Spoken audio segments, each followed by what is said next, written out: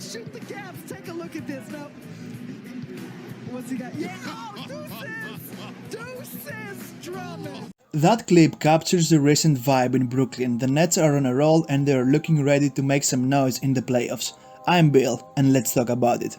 The Nets headed to South Beach and they picked up an important W. It wasn't just another regular season game. The Nets might face the Heat in the first round, and I think they wanted to send them a message, despite that Drummond quickly denied that notion. But KD, Kyrie and the rest of the crew indeed sent their message with an emphatic 110-95 win. Sean, before the game you said that Kyrie and company, they planned on making a statement. Kyrie is approved to play, and all of a sudden the Brooklyn Nets go out here and they stomp on this Miami Heat team. How about that statement lasting 2.5 quarters because they sat the rest of the game, right? Right. They didn't have to play the whole game. This game was important for the Nets for two reasons. First and foremost, they continued to build up chemistry. Durant's injury, the saga with Kyrie, and the trade of James Harden took their toll on the team. The coaching staff and the players were constantly trying to find stable roles in an ever-changing environment. Kyrie was jumping in and out of the lineup, Harden was good in one game, mediocre on the next, KD was trying to win games on his own, etc. Now all of that has changed. Kyrie is back full-time. New York City Mayor Eric Adams adjusted the private sector vaccine mandate to allow unvaccinated athletes, including Uncle Drew, to play in home games. The Nets can now make their plans for the postseason knowing that Kyrie will be there in all the games. That of course brings stability to the team and a way better chance to be competitive in the East. In terms of chemistry, players like Goran Dragic and Seth Curry will have more clear roles than before. They won't have to be volume scorers next to KD.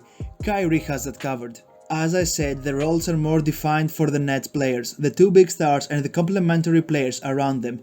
Knowing what is expected of you helps you perform better, and that's the case for all the Nets players, not named KD and Kyrie. The second reason why the win over Miami was important is that it came against a very good team. The Nets have struggled against good teams this season, but you'll only see good teams in the playoffs. You must be good against them.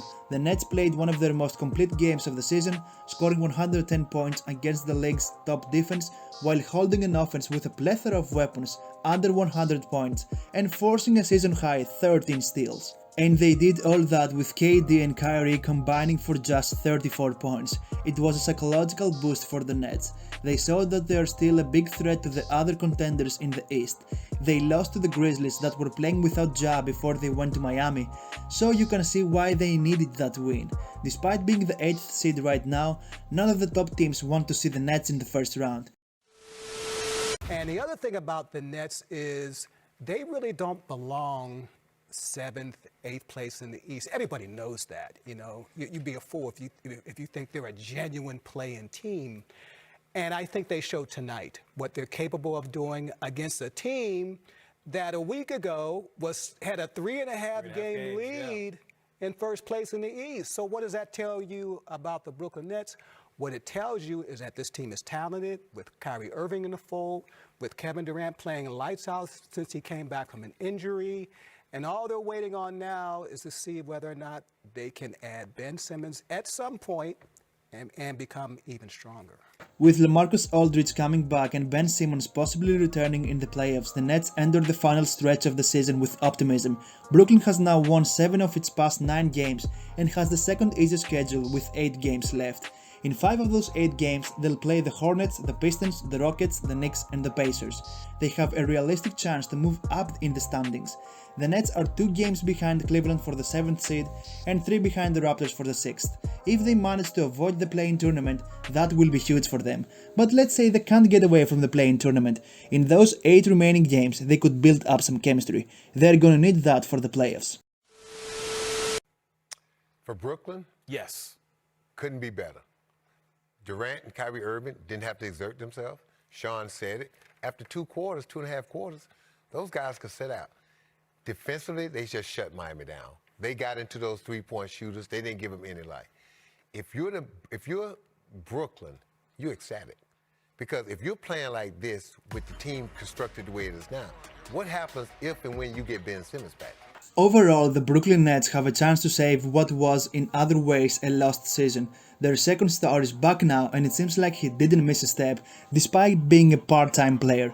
The guy scored 60 as a part-time player, for crying out loud.